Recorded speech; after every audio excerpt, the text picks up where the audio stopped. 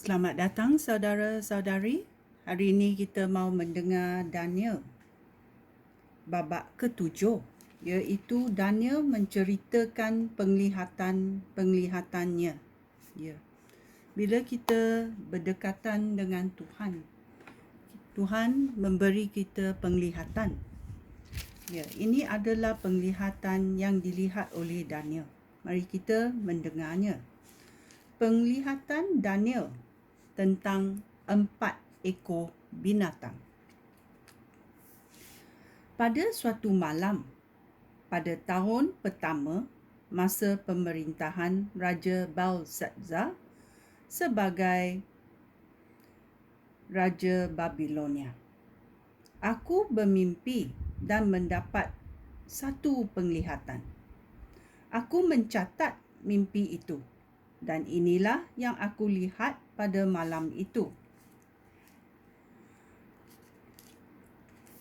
Angin kencang bertiup dari semua penjuru dan memukul permukaan laut.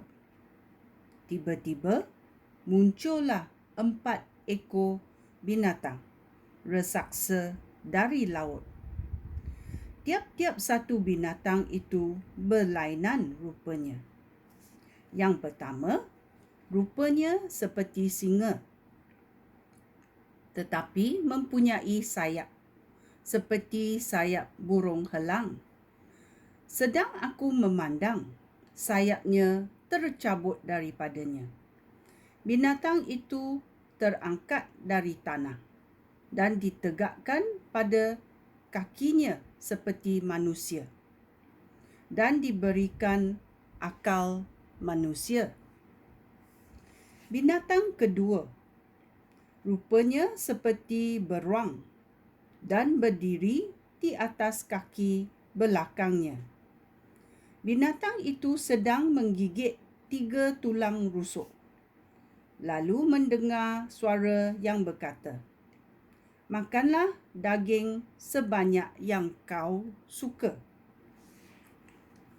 Sedang aku memandang, seekor lagi binatang muncul.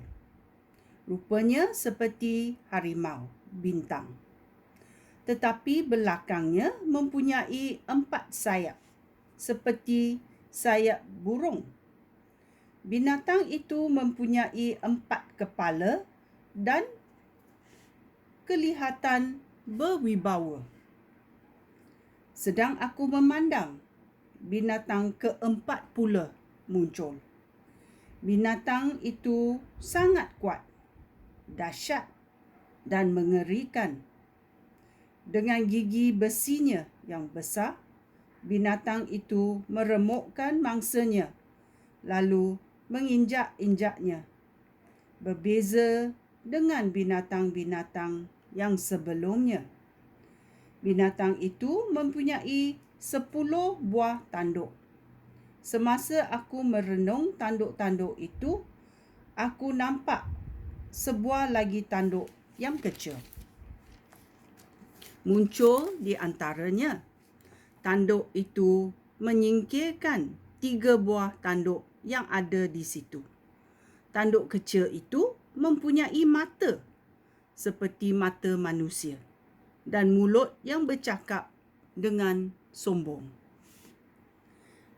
Penglihatan tentang Dia yang hidup selama-lamanya. Ayat 9. Sementara aku memandang, beberapa buah takhta disusun. Dia yang hidup selama-lamanya bersemaian di atas salah sebuah takhta itu. Pakaiannya putih seperti salji dan rambutnya putih seperti bulu domba. Takhtanya mempunyai roda yang bernyala-nyala dengan api, dan api mengalir dari takhtanya. Beribu-ribu orang berada di situ untuk melayani Dia, dan berjuta-juta orang berdiri di hadapannya. Kemudian, Mahkamah Pengadilan memulakan pembicaraan dan kitab-kitab dibuka. Sementara aku memandang, aku masih mendengar suara tanduk kecil itu bercakap dengan sombong. Sedang aku memandang, binatang keempat itu dibunuh dan bangkainya dibuang ke dalam api hingga musnah. Binatang-binatang yang lain dicabut kuasanya, tetapi dibenarkan hidup sehingga waktu yang ditentukan. Dalam penglihatan aku pada malam itu, aku nampak sesuatu yang seperti manusia. Dia datang diliputi awan, lalu menghampiri dia yang hidup selama-lamanya, dan dihadapankan kepadanya. Dia diberikan kuasa, kehormatan dan kedaulatan, agar orang daripada semua bangsa, kaum dan bahasa mengabdikan diri kepadanya. Kuasanya akan kekal dan pemerintahannya tidak akan berakhir. Ya, semua penglihatan ini sungguh ajaib. Ya, mari kita mendengar tafsiran penglihatan itu. Ayat 15. Penglihatan itu menakutkan aku dan aku amat gelisah. Aku menghampiri salah seorang yang berdiri di situ dan meminta dia mentafsirkan penglihatan itu. Dia pun mentafsirkannya. Orang itu berkata, 4 binatang yang besar itu ialah 4 buah kerajaan yang akan muncul di bumi. Tetapi umat Allah yang Maha Tinggi akan menerima kuasa untuk memerintah selama-lamanya. Kemudian, aku hendak tahu tentang binatang yang keempat itu, yang tidak sama dengan yang lain itu. Binatang yang menakutkan dan meremukkan mangsanya dengan kuku gangsa dan gigi besinya, lalu menginjak-injak mangsanya.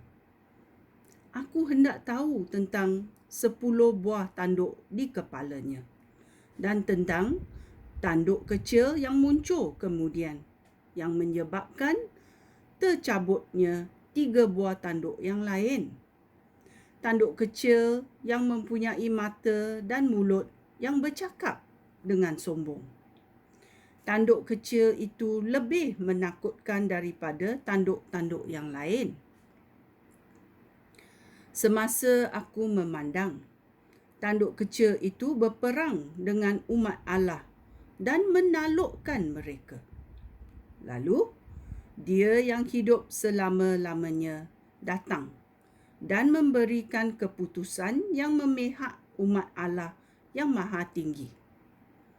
Masanya telah tiba bagi umat Allah menerima kuasa untuk memerintah. Ayat 23. Inilah tafsiran yang diberikan kepada aku. Binatang keempat itu ialah kerajaan keempat yang akan muncul di bumi dan berbeza dengan kerajaan yang lain. Kerajaan itu akan menghancurkan seluruh bumi serta menginjak-injaknya. 10 tanduk itu ialah 10 orang raja yang akan memerintah kerajaan itu. Kemudian, seorang raja lain akan muncul. Dia berbeza sekali dengan raja-raja yang terdahulu dan akan mengalahkan 3 orang raja. Dia akan menentang Allah yang Maha Tinggi dan menindas umat Allah.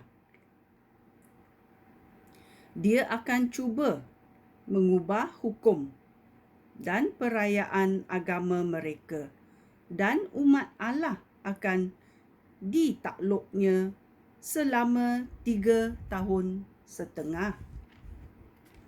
Kemudian, Mahkamah Pengadilan Syurga akan bersidang dan merampas kuasanya.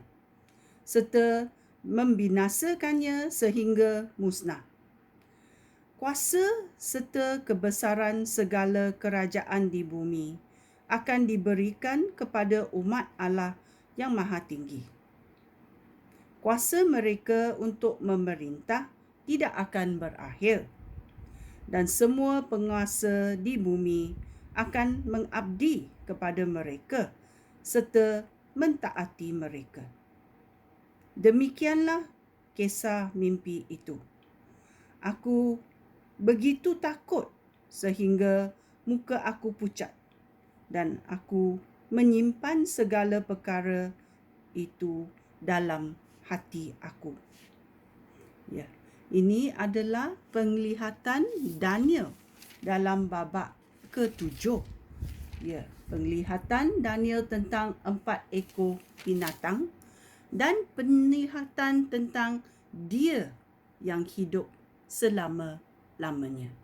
Siapakah dia yang hidup selama-lamanya? Tahukah anda? Sekian, terima kasih. Shalom.